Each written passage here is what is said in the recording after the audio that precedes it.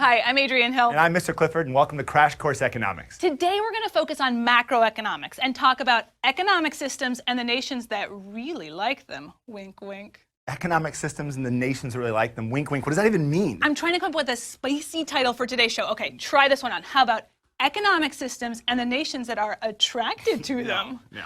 Or when economic systems and nations hook up. I don't even know what to say. Stan, roll the intro.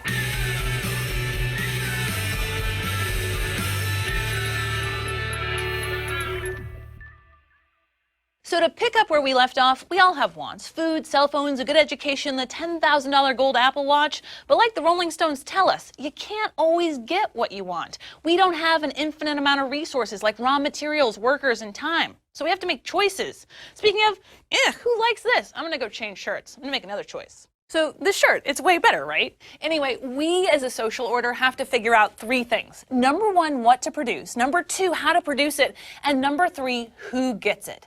Answer these three questions, and you've got an economic system. There's a ton of backstory here about the history and evolution of economic thought. We'll get to that in a future video.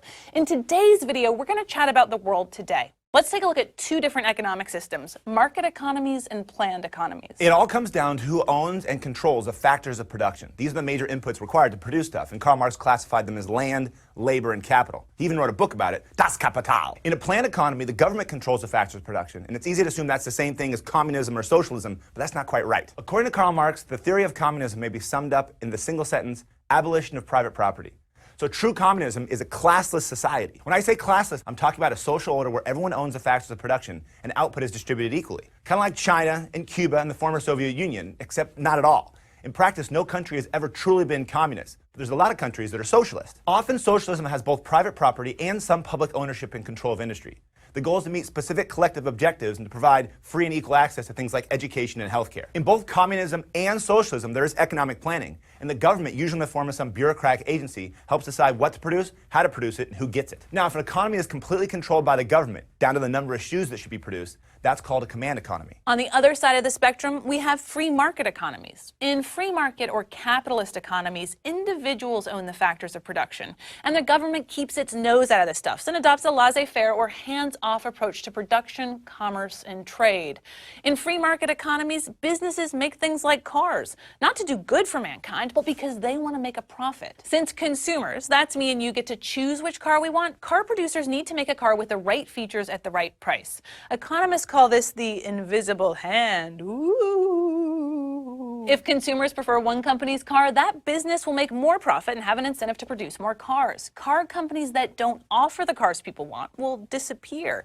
Maybe you've heard of the DeLorean? It was a cool-looking car, but not a car that many people wanted to buy. Apparently, it was expensive, underpowered, and poorly made. And it didn't actually travel through time. Anyway, this concept applies to all other markets like cell phones or shoes. Scarce resources will go to the most desired use, and they'll be used efficiently.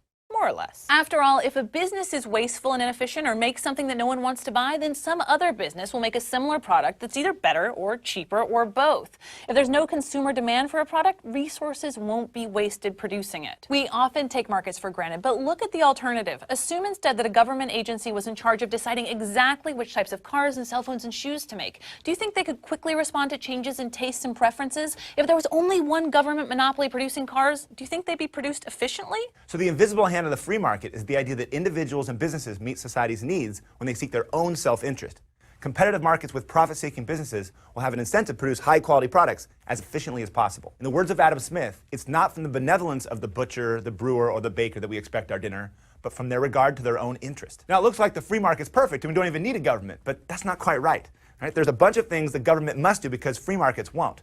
First is maintain the rule of law. We need laws and police and contracts and courts to keep everything orderly. Second, we need public goods and services like roads and bridges and education and defense, because goods can't get to consumers if bridges are falling down, and consumers can't make good choices if they're not educated, and no one really cares about buying the new iPhone if there's a bomb dropping on your head. Third, the government sometimes needs to step in when markets get things wrong. But what does that even mean? Well, let's go back to producing cars. The free market produces what we consumers want to buy, and when we buy, we're thinking about what a car looks like, if it's the color we want, maybe if it's safe, what it costs.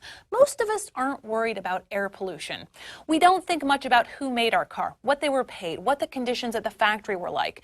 That's when government steps in to regulate production. In a free market economy like the United States, you might think that the government doesn't tell car producers what types of cars to produce and how to produce them, except that it does. Cars need to meet strict emissions and safety standards, and there are laws dictating how much manufacturers can pollute and how workers should be treated. And here's the big takeaway. Modern economies are neither completely free market nor planned. There's a spectrum of government involvement. For example, on one end we have North Korea. They have a command economy where production is entirely controlled by the government. On the other end we have countries like New Zealand. They have private property, few taxes, and few regulations. In the middle we have the rest of the world. So most modern economies are actually mixed economies with both free markets and government intervention. And a great way to explain a mixed economy is by looking at something called the circular flow model. Let's go to the thought bubble. A modern economy is made up of households, which are individuals like you and me, and businesses. Businesses sell goods and services to households in the product market. That's anywhere goods and services are bought and sold. The households need to pay for those goods and services, but where do they get the money? The households earn the money by selling the resources like labor to businesses. Now this is done in the resource market. The businesses use the money they earn from selling products in the product market to pay for resources in the resource market. And households use the money they earned in the resource market to buy products in the product market. But there's another key player in the economy, the government. The government also buys products and resources. For example, they'll buy cars from businesses and hire government employees like policemen to drive them. The government pays for public goods like roads and bridges and public services like firefighters and teachers. They also provide transfer payments to individuals in poverty and subsidies to businesses to produce things like fuel-efficient cars. But where does the government get the money? Well, you get some of it from taxing households and businesses, and you get some of it from borrowing. But we'll talk about that later. So basically that's it. That's the circular flow of products, resources, and money, and the interactions between businesses, individuals, and the government. Now, it gets more complex when you add in international trade and the financial sector, but for now, the simplified circular flow shows how the modern economy works. Thanks, Thought Bubble. We've established that economies differ based on the amount of government involvement, but it's important to keep in mind that economies can change. Over time, Denmark and Canada have adopted more elements of a planned economy, like universal health care.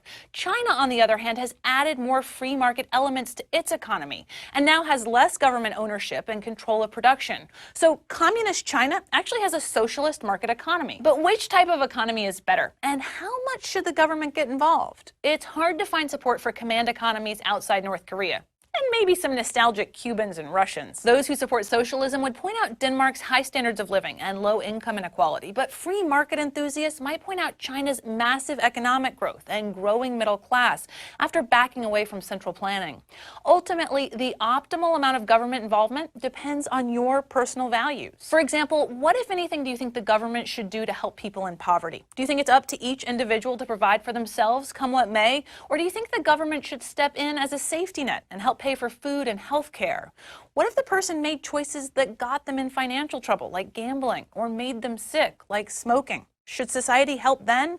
Well, economists aren't really good at answering these types of questions. Sorry. It's not that they're heartless. It's just they don't operate in the realm of feelings. In the words of economist Thomas Sowell, there are no solutions, only trade-offs. Sure, it would be great if we could end poverty or provide health care for everyone, but we're gonna have to give something up in order to do it. Forcing car producers to meet emissions and safety regulations will increase production costs and likely increase the price of cars. But it also reduces pollution and fossil fuel consumption, which will hopefully improve public health and save money in the long run. There is always an opportunity cost, and deciding if it's worth it, well, that's up to you and your elected officials. And a bunch of lobbyists. Deng Xiaoping transformed China from a country with debilitating poverty and famine to the economic powerhouse it is today. Regarding this debate, he said, "It doesn't matter whether a cat is black or white. If it catches mice, it's a good cat." Which makes me think about that green shirt. That was a good shirt. I'll be right back. So let's wrap this thing up. In practice, almost all countries are somewhere between the extremes of a command economy and a completely free market economy. That's because mixed economies seem best at handling the circular flow of goods, money, and resources. But the debate over free markets and government control will never end. Well, actually, it will end when humanity ends, because microscopic organisms don't divide themselves into factions based on economic theory. But anyway, that's why it's vital for you to be informed about the merits and the limitations of economic systems and be willing to support solutions that get the job done as opposed to getting stuck in one ideology.